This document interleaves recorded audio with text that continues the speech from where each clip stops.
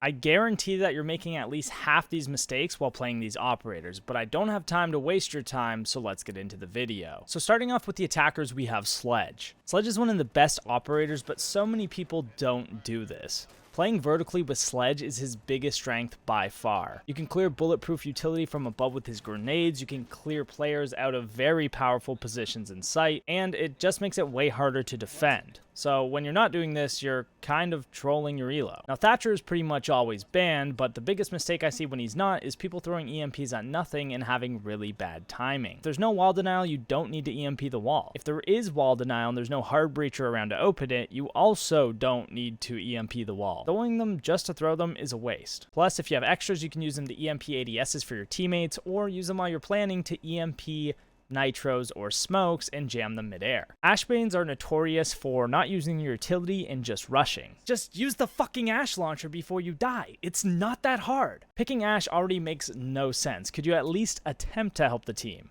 Thank you.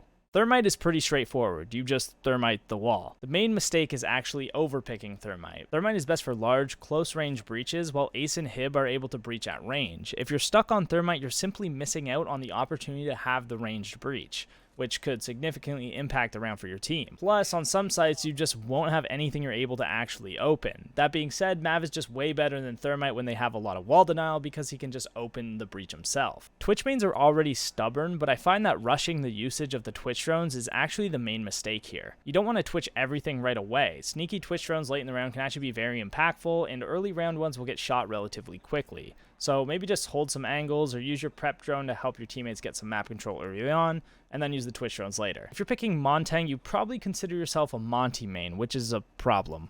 Montang is not good all the time, really only sometimes for some sites. If you are picking Montang though, chances are pretty good you're playing him too passively. When you're down in man count and don't have much control, you gotta make something happen, and sitting there with your shield up is literally the opposite of that. Drop the shield, get aggressive, win back some picks, and potentially bring the round back. You're not going to win a 1v2 by sitting there with your shield extended. It's literally doing nothing. If you pick Glaz, you better make sure you have smoke grenades on. Picking grenades on Glaz makes his ability completely useless. The best asset Glaz has is he can smoke off angles to gain massive control and get kills in the process. You can't be a playmaker on Glaz if you don't use the smokes. A lot of Fuse players will fire off all their clusters in a sequence. Place one, blow it, place one, blow it, etc. Now, I think doing this a couple times is okay, but on the last one or two, you can use them later while you're pushing to add confusion, noise suppression, or to force people out of pre-planned areas while you hold their escape with your gun. So set up the fuse charge ahead of time, rotate into a good position, and then blow it while you're holding that angle. ADSing too often on Blitz will cost you. Wait for an opportunity to flash them, then wait a few seconds. Finally, you can aim down your sights when you know they're completely disoriented to guarantee yourself the kill instead of getting unlucky and shot in the face the second you flash. Picking IQ when Valk is banned literally makes zero sense. Pulse is super easy to drone out, whereas Valk cams can be really hard to find. So realistically, if you're picking IQ when Valk is banned, it's just a mistake and you should swap to someone else. If Valk isn't banned though and you are running IQ, you still want to call out all the other utility you see. Jaeger ADSs, Wamidis, traps, etc. That is key information for your team, and it could make or break a round. The biggest mistake people make when they play Buck is they don't even attempt to play vertically. That's literally the whole point of them. Ideally, you want to get underneath or above the site every time you pick them and use the vertical pressure to push defenders out of those power positions. Blackbeard is garbage, but he's even more garbage when you're holding angles. His shield has been nerfed so many times that you will just die before you get the chance to react with his shitty weapons, and more times than not, you'll lose the fight. This is why I propose you play Entry Blackbeard, where you enter the building and push out defenders from their spots. It's much easier, much safer, and I find that I can get a lot more kills this way. A lot of Capitao players have terrible flame bolt placements, fire that doesn't actually achieve anything with them. Use them to take control of an area or force defenders out of their power positions. Anything besides that and you're just wasting a very strategic and powerful utility. Good Hibana players know when to use what type of hole, whether it's making a line of sight with 2 pellets, a small crouch hole with 8, a big crouch hole with 12, or a fully sprintable hole with all 18, which I'm not going to get into the details of, but understanding how they affect defender positioning and an attacking push is the secret to that. Sometimes you just want Thermite or Ace. It's very site dependent, so try not to pick her on the wrong sites. Most Jackal players are playing Jackal because they don't drone, or their droning is bad. Relying on the Jackal scare and do all the work is a mistake. You still need to drone to get into a position within the map Then you can use drones alongside your Jackal scanner to hunt down the roamers. Relying on the Jackal scan can lead you to an early death that could have been easily avoided, or it could even cost you the round. With Ying, taking control off of the Candelas is something that very few Ying players do well. The Candelas should be used to take over an area, with anyone in that specific area being completely blind and trashed. Use the smokes to cut off those longer lines of sight that the defenders may be holding, and then use the Candelas and just send it. This is a commitment, so be decisive, trust yourself, and take the control. There's nothing worse than seeing a Ying throw all their flashes and do absolutely nothing with it. The best part about Zofia is her stuns, but a lot of people are not using them effectively or frequently enough. You can clear a whole room with her stuns by just shooting one in. If it explodes on contact, you know one's in there, and if not, well, it's clear. She can also self-burn any ADSs or OMIs and then use her impacts to clear the utility. Too often people just don't use them, like, at all. And they're so strong. I do not get it. When you play Dokkaebi, you gotta have your priorities set right. The number one priority here should be to kill a defender and hack their cameras. Essentially, you then have unlimited information from the defender's cams while gaining the understanding of what defenders don't have information on. This makes it very easy to not only find the defenders, but also sneak around in the areas you don't have info on and absolutely take over a round. It's very strong and very underrated. Lion is really a tough operator, and the biggest mistake with them is having bad droning. The Lion ability revolves around good droning to catch people off guard, so if it's bad, his scan is practically useless. Timing is also a huge part of it. A lot of people just use the scan just to use it and makes themselves feel like they're doing something for the team. Like when you spawn in and use it in the first 15 seconds, you're literally achieving nothing. If you're playing Finka, just heal your teammates as soon as they take damage. A lot of people will save their stims for the pushes or for when multiple people take damage, but you might as well just use them as soon as anyone takes damage because the cooldown is pretty long, and if you're playing with a fast-paced teammates or you're an aggressive player yourself, the chances are you're not going to get through all three of them in a round anyway. Maverick is a brutal one. Clearing wall denial using a small mav hole in a grenade happens way too often. It's a waste of a grenade, it's really easy for defenders to C4 out that little hole and take out you or your teammates, and not only that, but you still need another hard breacher to come and open the wall anyway. Just learn to mav trick properly and make that wall go soft. It saves utility, there's a safe way to do it, and it'll just make you better. Go watch my mav guide right now if you don't know how to do this and you want to be a good Maverick player. Nomad players often just have poor placement for the air jabs. They're either easily shot or relying on them to hold the flank rather than using them to assist on the flank watch. If you're placing air jabs in a spot that's nowhere near any of your teammates, it's not going to do anything for you. You won't hear it, you won't be able to capitalize on it, and you'll probably just end up being flanked by that guy anyway. The same concept applies to gridlock. Relying on them to hold the flank rather than using them to assist the flank watch is not great. If you're not anywhere near it, it's not going to do anything for you. The other mistake people make is not taking advantage of the loud audio from their deployment. This is great for planting the bomb or just pushing onto people. Knock players are trolls, because I know you're probably just running in there without drones and hoping they're not watching it. Realistically, rushing with knock is pretty good once in a while, but doing it every time you play her is pretty dumb.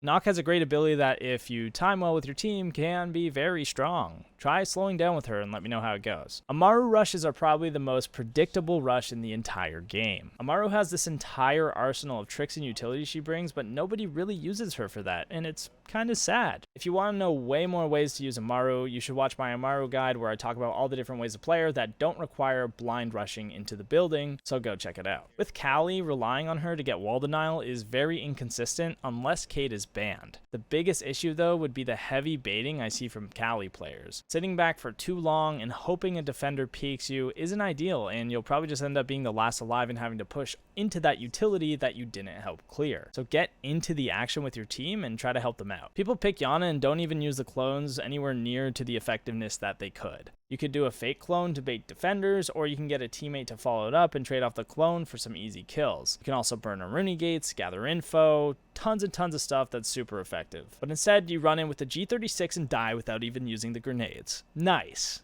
Idiot. Now, Ace, though, is another story. This is one of the most popular hard breachers in the game, yet people still don't understand the best ways to use them. Most common mistakes here is just acing exterior walls. Thermite and Mav are both way better for this, making big holes that don't leave you crouched in the middle of the open. Either stack your Selmas one on top of the other to open a sprintable hole, or save those Selmas for range breach where the Mav and Thermite cannot reach. Zero is pretty hard to mess up, but getting aggressive with his cams is something super useful that people don't do very often. Early in the round, you can shoot them into windows or rooms, and if they get shot, you know someone's there. If they don't, then you have info on that room super quickly, and you know that is clear. Flores is literally so strong and so underused. The problem with Flores is actually your teammates. It's not wise to pick Flores when your teammates don't know how to slow down. His drone work takes a while, and if your whole team's dead by the time that you're done, you're not really doing much. A better approach for when you have aggressive teammates like this is picking a different operator and just getting aggressive with them. This will be your best chance of winning. Osa is very strong, but not all the time. When you play against an Osa, you're typically seeing her every round in that game. It's someone who's picking Osa every round. That's not how it should be though. Busting out the occasional Osa like once a game is where she thrives. Otherwise, it's simple to counter her just by bringing an extra set of impacts or another C4, which makes her practically useless. We're going to flop over to the defense and talk about the defenders. The most common mistake I see smoke mains make is that they're scared to use their smokes, which more often than not ends in the result of them dying with smokes that they haven't used. Yes, I know you're trying to save them for the plant or the final push, but realistically, most rounds are decided way before this, so using the smokes to stall early or make aggressive plays is usually the way to go. Besides that, just make sure you're doing the site setup. If you're using mute jammers to mute walls, it's usually a mistake. Now I say usually because the exception to this rule is single interior walls, like the cache single wall in Clubhouse. Other than that, a double panel needs 2 mutes to actually be effective, while exterior walls you can just repel on and open as thermite. The reason you need 2 double panels is because with only one, you can open up one of the edges by thermiting as far to the right or left. It's way more effective to use mutes for drones to stop info. It's by far the best gadget for this, and that's where mute thrives. Hey guys, did I mention you could use code POX10 for 10% off Parabellum merch? Link in the description. Castling interior entrances into the site is a huge mistake. This stops your roamers from being able to come back to support the site if your anchors are in trouble. What you want to do instead is branch out and use the castles for a roam or to stop powerful lines of sight. You can also throw them on exterior site doors or windows where it doesn't screw your roamers over. Pulse is an operator that is pure information, but for some reason people still don't call out even when picking Pulse. This is literally the only reason to pick him. Let's move on to Doc. Besides picking him in the first place, picking him over and over again is probably the biggest mistake here. Doc should be a one-off pick to try and frag out. Realistically though, just pick Thunderbird. She's way better. The same concept applies to Rook. Picking him in the first place is the mistake. He doesn't provide any utility and his armor isn't going to stop anyone from being one-shot headshot.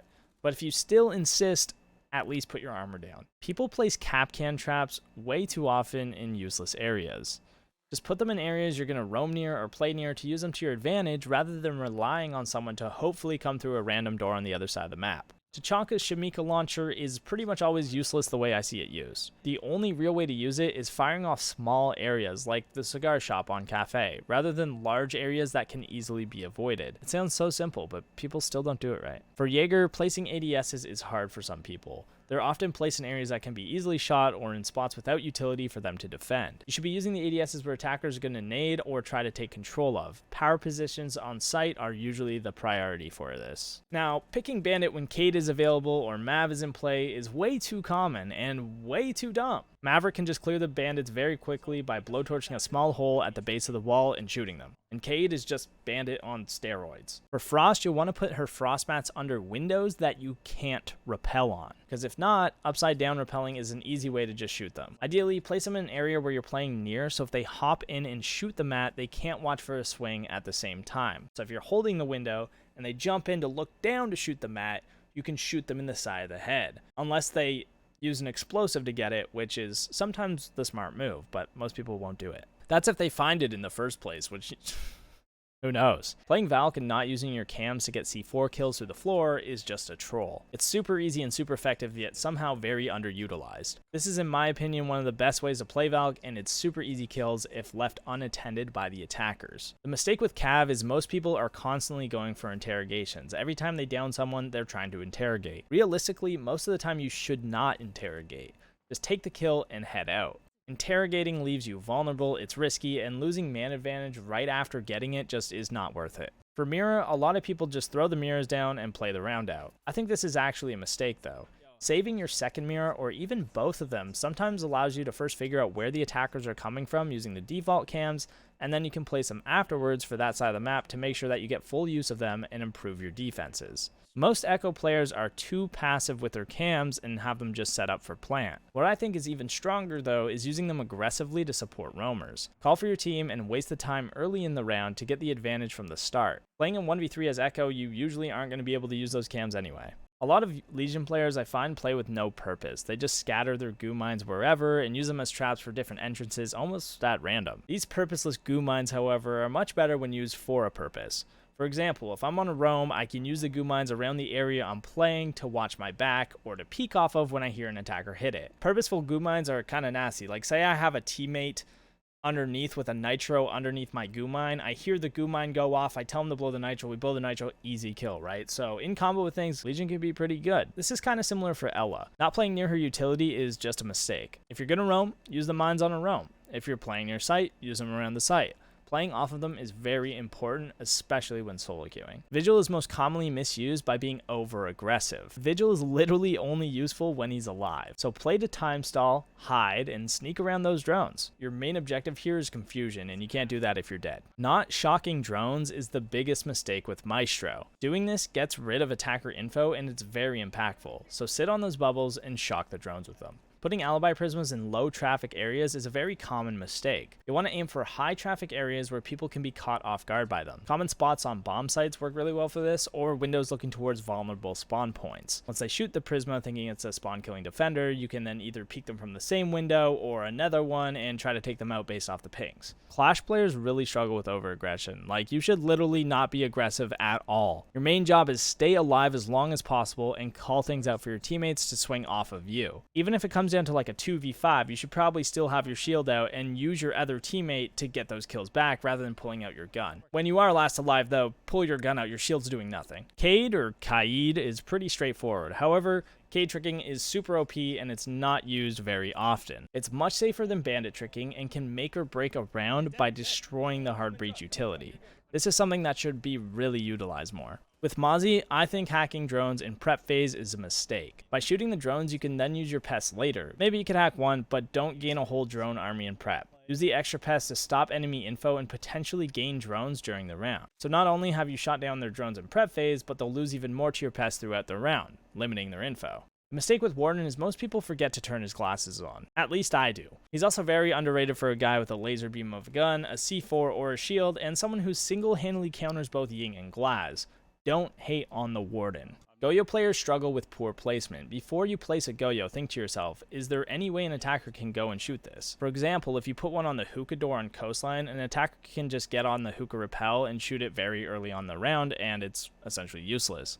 This is a common mistake that can be easily avoided by just asking yourself this question. With Wamai, a lot of people bunch them together, which is a problem because one explosive caught in it will destroy all the discs. To avoid this, just spread them out, or even wait to place them if you need to. I've noticed a lot of Oryx players have poor flank timing. Flanking before they start opening vertical pressure, or opening the hatch and hopping up right away can be a dead giveaway of a flank as it's very loud. What I recommend is open the hatches in prep phase, and then flank when stuff is happening. Either your team's getting pushed on site, or the floor is being opened or fused or whatever. A fairly simple but effective philosophy is when it's loud, you flank. For Melusi, bad placements is a very common mistake. To have the best placement, tuck them around doorways so attackers have to turn in to shoot them. That way they're more exposed and they can't open them up safely from cover. This then forces them to use explosive utility on them or walk in and be a very slow moving target that's easy to take out. Aruni's got a crazy ability that's definitely taken for granted. The mistake here is that her fist is just poorly utilized. You can use it to escape on a roam, down a hatch, open super fast lines of sight, and vertical holes are also super OP.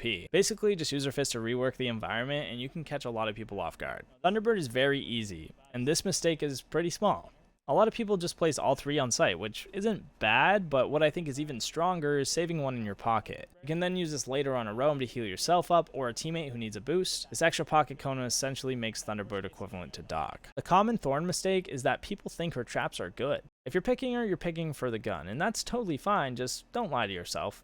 Her traps are dog shit. Don't rely on these traps to hold areas. They take forever to explode and they're easy to shoot. With a zombie, I see a ton of people setting up Kiba barriers on doorways and breaches. This is very easy to melee, it doesn't waste much time, and they could be better used in spots that attackers have to use explosive utility to destroy them. That being said, breaches and doorways are strong if you push past them at the same time. So you'd throw down a Kiba barrier as you're retaking an area, and then that cuts off the line of sight so you can isolate the gunfights. If you want more content, subscribe to the channel. Have a great day. Bye-bye.